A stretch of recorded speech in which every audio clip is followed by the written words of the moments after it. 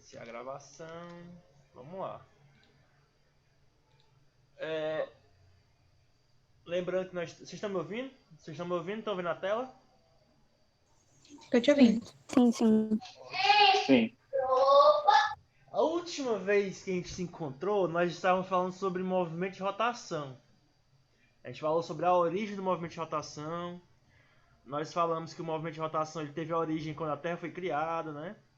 Que ela passou por várias transformações naquele caos que era o início do universo e tal. Falamos um pouco sobre dia sideral, né? Que o dia sideral o que é o dia sideral, né? Se você conseguisse olhar a Terra de fora da Terra, muito distante da Terra, né? Marcasse um pontozinho na Terra e quando esse ponto completasse uma volta, esse ponto ele leva 23 horas, 56 minutos e alguns segundos para completar essa volta, né? Isso é o dia sideral.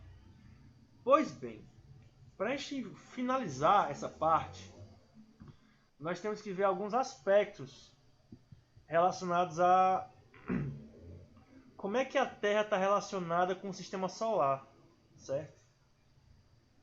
Porque como nós vimos, né, a Terra ela tem paralelos, o Equador, Trópico de Câncer, Capricórnio, né, são paralelos que dividem a Terra, né, em regiões. A Terra tem alguns meridianos, o principal é o de Greenwich, né, que divide a Terra em oeste e leste. A Terra tem dois polos, que eles são achatados, né, a gente sabe disso, que é o Polo Sul e o Polo Norte. O que é que nós sabemos mais?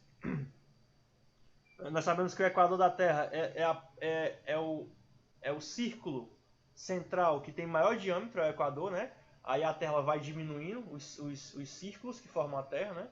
O do meio é o maior e os do polo são os menores, tá? Pois bem, isso vale para a Terra, Só que a gente tem que ter uma noção que a Terra ela está localizada no meio do Sistema Solar. E o Sistema Solar está localizado na periferia de uma galáxia chamada Via Láctea, tá? Onde essa galáxia tem muitas estrelas.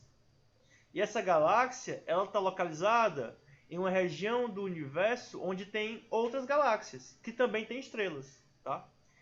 Então a Terra ela está localizada nesse meio. E para a gente conseguir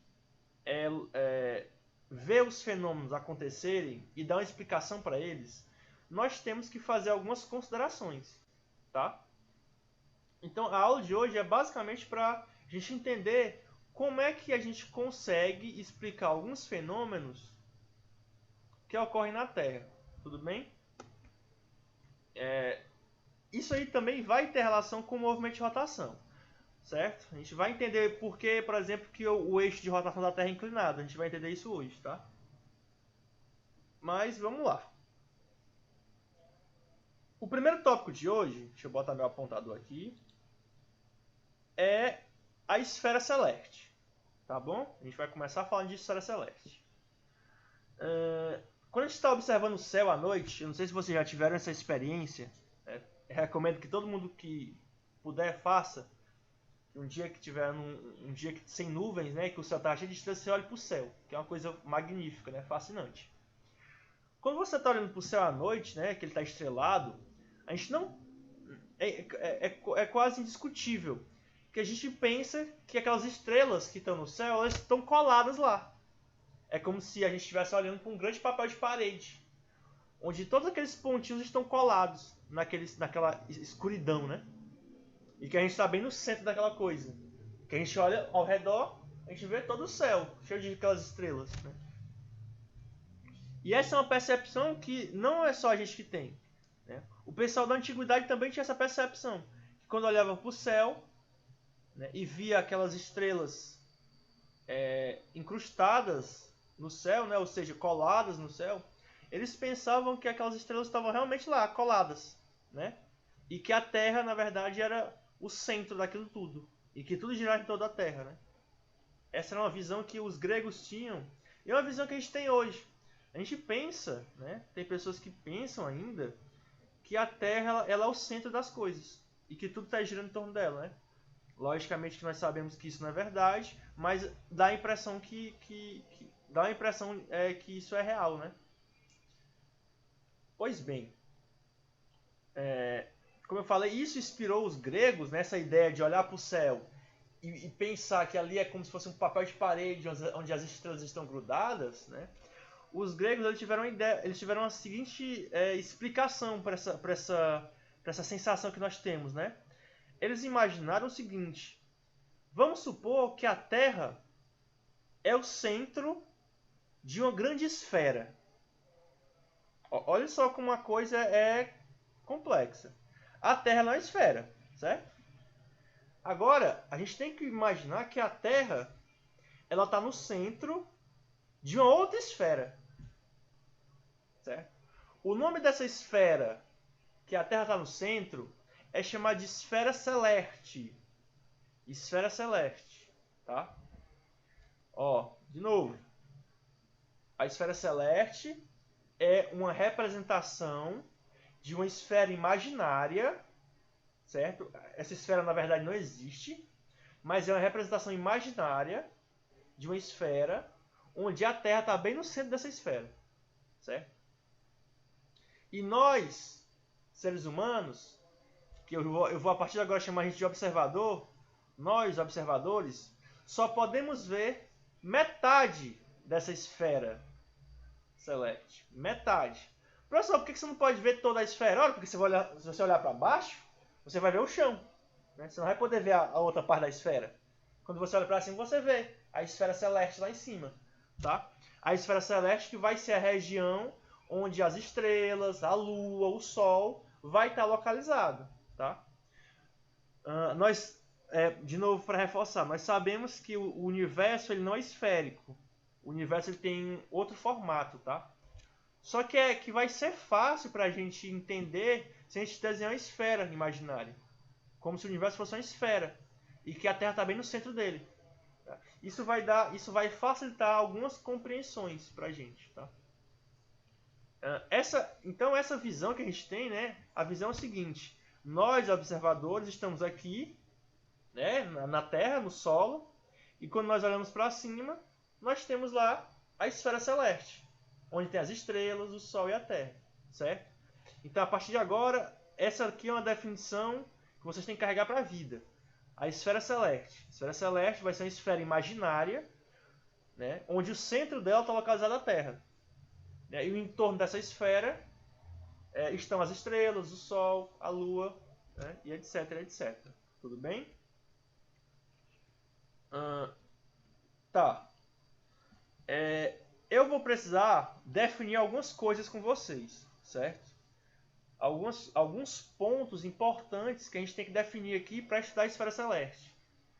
O primeiro ponto importante é o horizonte, tá? O que eu vou chamar de horizonte? O horizonte, eu vou só ler a definição aqui, mas essa definição até eu não gostei quando eu escrevi ela aqui. O horizonte é o plano tangente à Terra e perpendicular à vertical do lugar em que se encontra o observador. De novo, o horizonte é o plano tangente da Terra e perpendicular à vertical do lugar em que se encontra o observador. Traduzindo para o português essa frase, o horizonte é o chão que a gente está. O chão que a gente está é o horizonte. Tá? Basicamente é isso. É isso aqui, ó, o chão do nosso quarto, o chão da praia, onde a gente estiver. O chão que a gente tiver é o horizonte. A gente vai chamar isso de horizonte, tá bom? O chão que está o observador. O chão que o observador está localizado vai chamar de horizonte, tá? Então, vamos imaginar aqui, fazer aqui uma sessão de imaginação. Imagina que você está na praia, lá no Luiz Correia. Você está parado na praia, tá? O seu horizonte é a praia, Luiz Correia. Latitude e longitude determinado, né? Luiz Correia, tá lá. Se você olhar exatamente para cima da sua cabeça, exatamente para cima, se você fizer um ângulo com a sua cabeça de 90 graus para cima e olhar justamente para o ponto que está em cima da sua cabeça, tá? É como se você pegasse um laser daqueles de brincar, né? Aqueles vermelhos.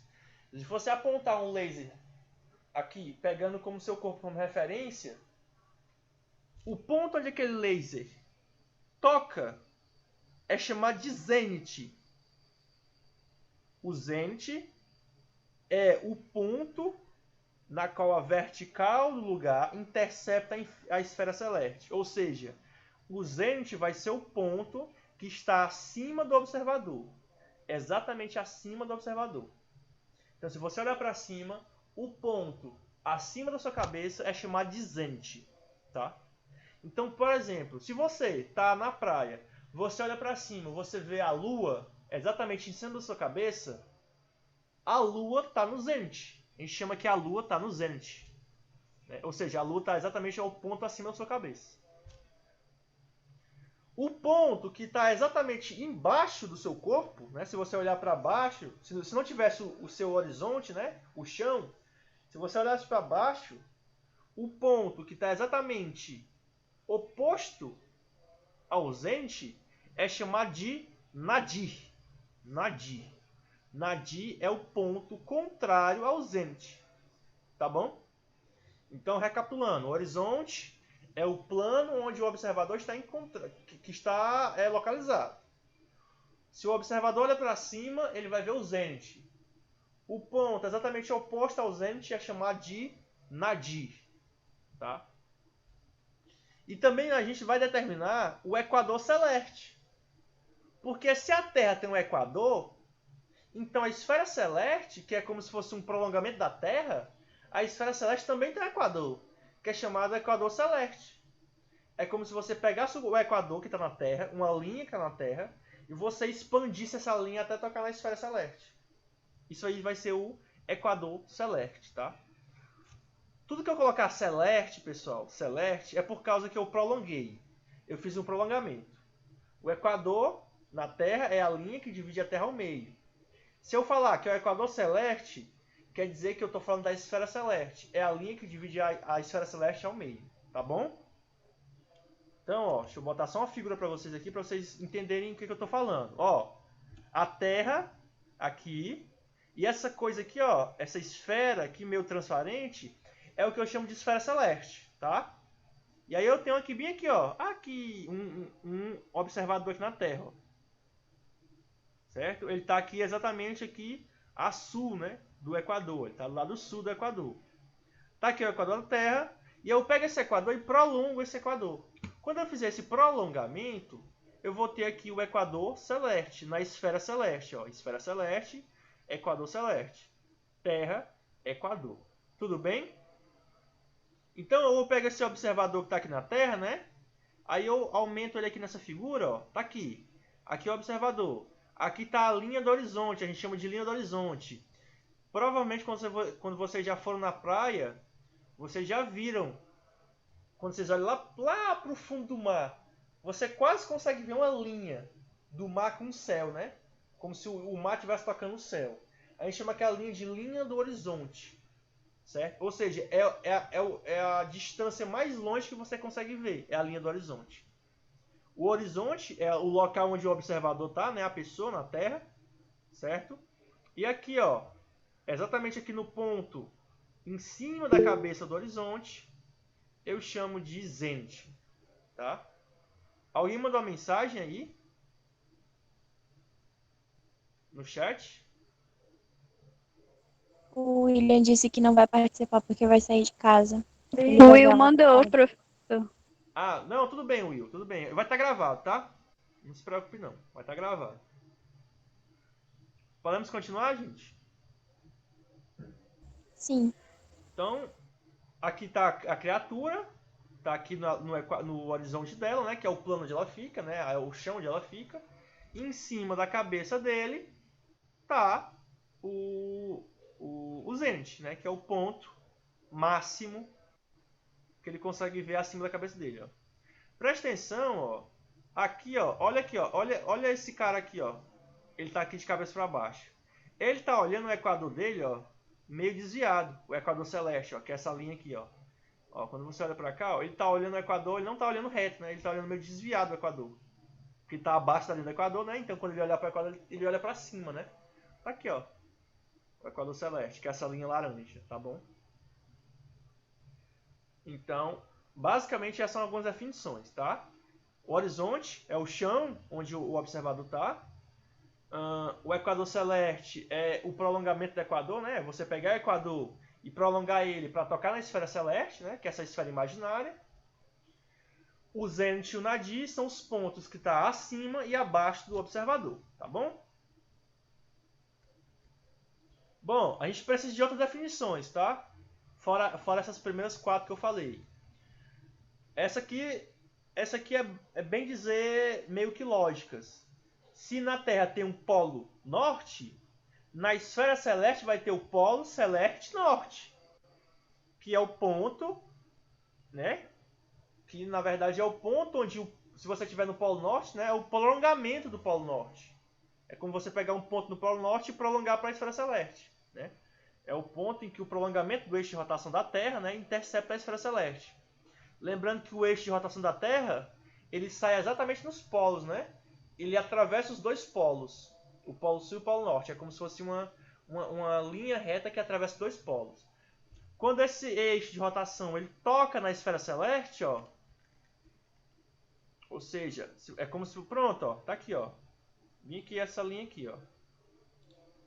Aqui tá o polo norte, ó, é como se você pegasse uma linha, ó, e tocasse na esfera celeste. Esse ponto bem aqui é o polo norte celeste. A mesma coisa aqui para baixo, ó. Você tem aqui o polo sul, é você pegar aqui e prolongar o polo sul até ele tocar na esfera celeste. Esse ponto aqui é o polo sul celeste. Tá bem? Então o polo sul e o polo norte, basicamente eles são os prolongamentos, né, dos polos da Terra, tá? Como eu falei de eixo de rotação, pessoal, é legal falar. O que é o eixo de rotação da Terra, né?